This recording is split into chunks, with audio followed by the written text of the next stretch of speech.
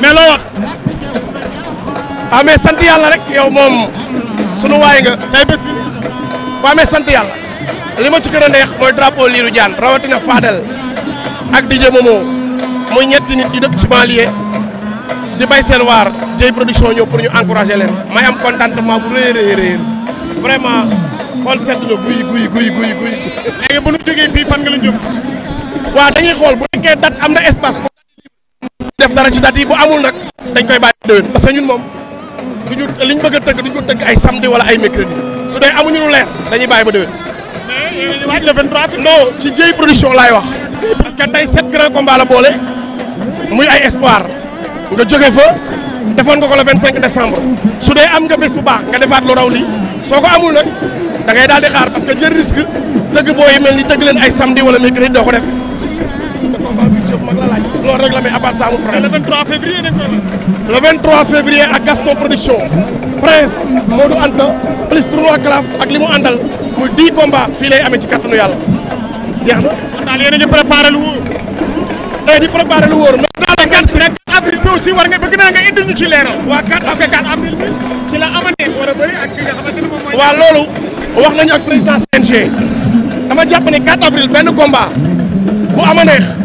sanction wu 16 jours 17 warul yàq combat ama neex ñaa bu ndaw loolu nag dañuy ñaan CNG loolu rek lañ ciy wax beneen bi ci topp man dama am métier du ma un ménager boo xam ni damay toog aw ma liggéey 96 laa dugg liggéey Seras ba bientôt 2025 maa ngi bëgg a def 29 ans Seras fa la ma ñëpp xam métier laa am su ma mbër joxee licence ma signal la waaye ci yoon laa koy teg booy ñëw oo ma benn mbër yaa may demandé ñëw sama kër am loo bëgg ci ma jàppalee la ko loolu nga defoon ci man heure bu la neexee jël ko li tax ma koy wax maa ngi nuyu benn mbër muy Aline Seye 2 coow li daa bari te dara amu ci suma rakk la yoruma Aline Seye jël na voilà non dafa jël si licence am jox nañ ko mais da ngay dégg nit ñi comme quoi que ni licence su Aline Seye leneen la te dara amul sama digg ak moom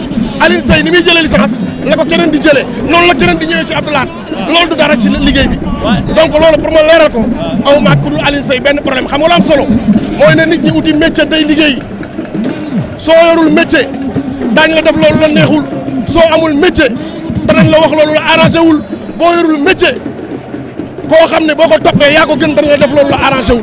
mais Jackson Mbaye kon ndekete du Abdou Lahad moo ko waxaale woon. xam nga man bëgguma sax dellu ci détail mais Jackson may ménageur kan lañ waxaale la man du ma yàq kat li may wax ku yàlla bind jaralu ma du ma complot ci làmb may ànd ak kenn di def naka sulu noonu ku ko xam waxal man du ma hypocrite mais am naa fulla ak fit woo xam ne nangu naa lu ne ba mu des ku yàlla bind ku ma fit nangu. mais des fois mbëri tamit dañuy déconné de. lu mu ne parce que mënoo am sa ménager nga war a am combat naan sama grand frère moo may waxaaleel sama. non mani bañ a grand frère bi kon est-ce que joxuñu ko avance grand frère ay wax la dugguma dugg ci détail wax dee koy dindi. jaaroo ci suuf woote mu bañ a jël avance. sama rakk maam Cheikh. lam non oui ma loolu. yàq suuf di yàqal ku yàlla bind man mbër yi mu ngi may dégg su may waxaale sa combat nga ne ma diwoon koy waxaale ma bàyyi ko kenn ñi mewu maa wax diwoon may waxaale man du ma façon nit boobu. mais est-ce que jotul fi mu nekk nii joxante loxo am joxante loxo. joxante loxo fédéré. non attends amul joxante loxo ñun ay citoyen lañ dëkk ci dëkk bi ñun ñëpp ay frère lañu mais xam nga lan moo neexul man bi may xale ba léegi foo bañ ma jaar fa faay jaar man kenn du ma forcé na leer man kenn du ma forcé déglu ma conseil déglu ma kenn aw ma TikTok nii détails yi ngay dégg wax jotul bu wax jotee ma woo leen wax ak yéen.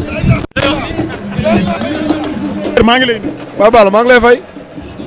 mais man dafa am affaire boo xamante ni man mënu ma ko concevoir Sa Thiès ndaanaan bi nga doon champion bi nga doon bokk ci làmb xam nga mais lan mooy problème mu Sa Thiès pour mu bëre des fois xam nga depuis ce combat ak Eumeu Sène heure bi waroon na fekk Sa Thiès lekk beneen avance de pour man ci sama gis-gis ak ni ngay neexalee stade ak ni ak lu lamb yàqamte say bis lan mooy problème bi réellement lan la. waaw maa ngi lay sant Baye Balla di wax ni nag bi ci jiitu moom dama naan ndogalu yàlla suñu borom la mais problème adversaire tamit ci lay bokk dëgg yàlla problème adversaire la man yaakaar naa man mii di wax ak yow jàppoon naa ni heure bi waroon naa bëriwaat ba pare waaw parce que loolu laa amoon ku ma waxanteeg woon mais après mbirum yàlla suñu borom moom bu ma xasee dogal ni moom mooy am a suy loolu laa ko teg daal mais am nañu yaakaar incha allah combat dina taxaw.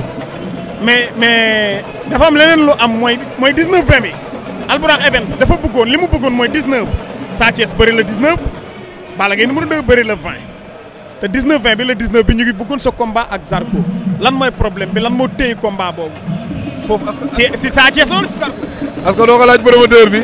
ah non mais mun naa la ko parce que promoteur bi xam nga kilifa la ci man bu ma soxlaa même bu ma bëggul dinaa topp lu mu bëgg defi ko loolu la yàlla dogal na ko mi Aziz moom su ma nee loo bëgg mën na ko lii mënuma bàyyil verre bi ñëw ci balan bi laay mujjee dem woo na ma waxtaan na ak sumay kilifa yeneen yi ci nekk yëpp trouvé nañ daal solution incha allah rabbi. trouvé ngeen solution maanaam genre di nga bëri ak Zarko wala dañ lay wutal beneen adversaire kooku ak Zarko. incha allah dina am adversaire woo Zarko ak adversaire bu mu mën a doon. yow ban moo la ci gën a. man bu gën a màggee ma gën a naa. di gën a mag. waaw ku ne xam na ni moom fi ne ku ne. roi des arènes moo la gënal. waaw boo ko mënu am na da ngay am lu gën ci yow.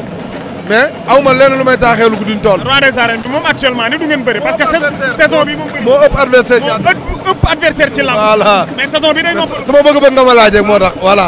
mais li ci des nag mooy ñi ngi ma wax combat ak ki nga tudd léegi nii moom laay wax. ak Zarko waaw. mais boo sañoon yow ñu jox la roi des arènes. waaw dama koy jël. daa toog ci nii.